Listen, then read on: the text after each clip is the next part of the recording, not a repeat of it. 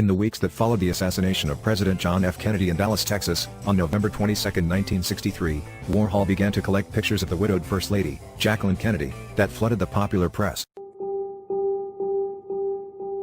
Here we stand in front of Andy Warhol's 9 Times Jackie. It was done in early 1964, shortly after the assassination of John F. Kennedy.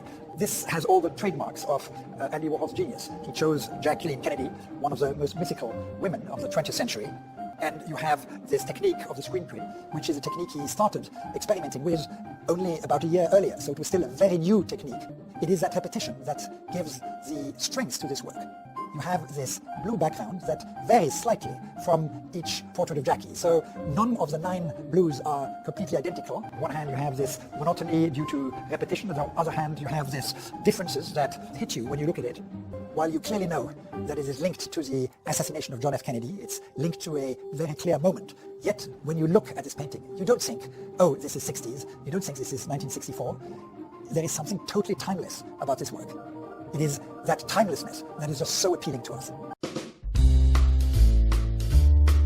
Born in 1929, Jacqueline Lee Bouvier, later known as Jackie O, was daughter of the Wall Street stockbroker John Bouvier.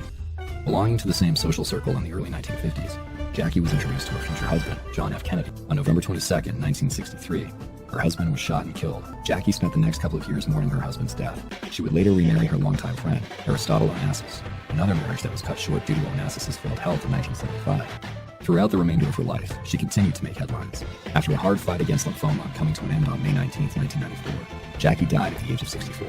Remembered today as one of the most popular first ladies, Jackie O will forever be known as the one who did things her own way, filled with poise, dignity, and an unforgettable sense of fashion.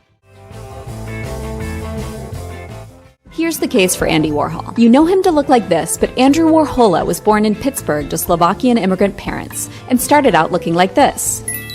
He grew up sickly and spent a lot of time at home drawing with his mom, but he eventually escaped to New York after graduating from Carnegie Tech in 1949. He changed his name and quickly became a success as a commercial illustrator. He started making advertisements as art, choosing subject matter that would find traction with the emerging field of pop art. He made paintings of Coca-Cola, S&H green stamps, and of course, Campbell's soup cans.